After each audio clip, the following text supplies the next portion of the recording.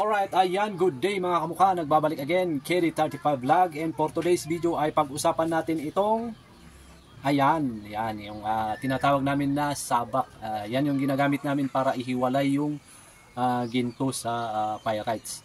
So, yan kasi ay mas mabilis gamitin yan kumpara sa sample pan o kaya sa bilingan.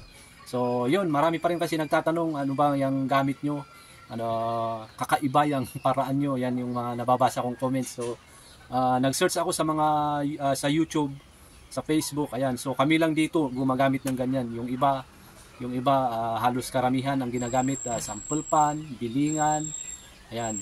So, kami lang talaga gumagamit ng ganyan. Tawag namin dyan is sabak. So, nag-search ako sa Google, wala namang translation ng English o kaya Tagalog yung salitang sabak. So, ganyan lang siya ginagamit. Parang madali lang siya gawin, pero halos trinay ko na rin, ilang beses kong trinay.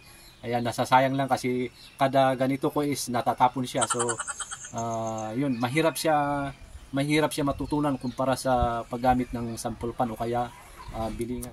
Alright, so itong sabak na to ay gawa sa lata ng cyanide, lata ng cyanide. So, alam nyo ba na 43 years old itong sabak na to. So, mas matanda pa kaysa sa akin. Ang pinapalitan lang diyan as yung kahoy, kasi yun naman yung nasisira, yung kahoy. Pero yung lata, matibay siya kasi yun yung mga unang lata ng cyanide, makakapal. So, numipis lang yan dahil sa kakagamit. So, yun, at yan.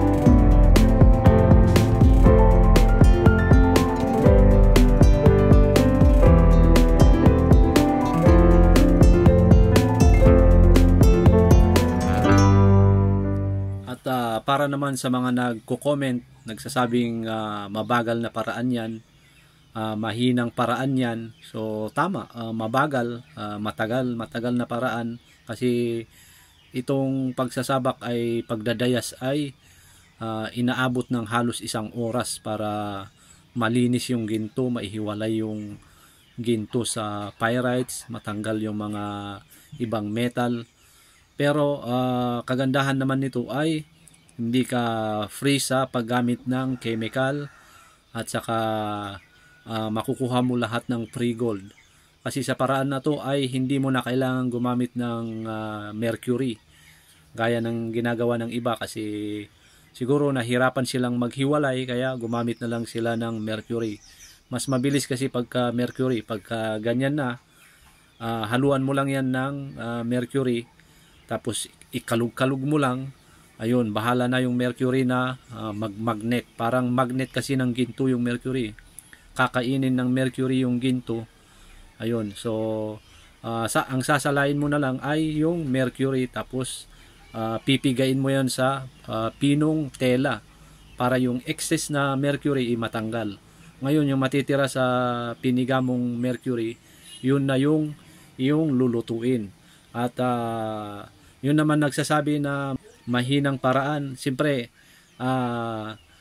kung mahinang paraan ito, mas maganda yung paraan mo, gawan mo ng video. Ayan, gawan mo ng video, i-upload mo sa Facebook o kaya dito sa YouTube para naman magkaroon ng idea yung mga kapwa nating gustong matutong mag-recover ng ginto. So yun.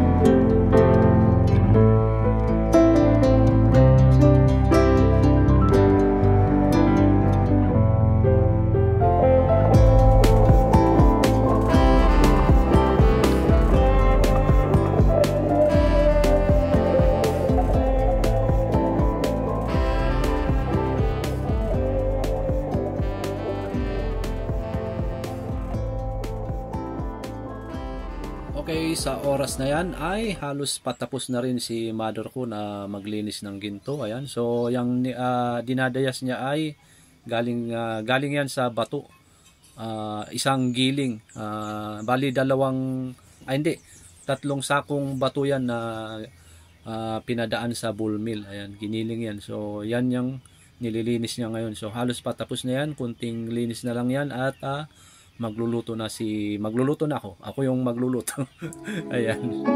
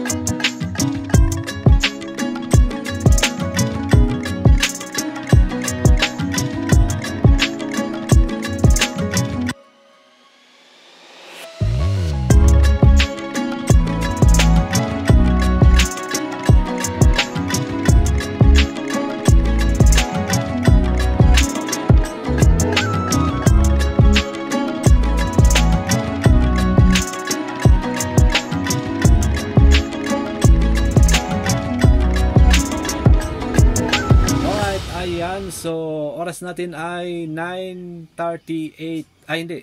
10:38 AM. So, inabot tayo ng 1 hour and 25 tama, 1 hour and 25 minutes. So, yun. Finally ay natapos na rin. Ayan.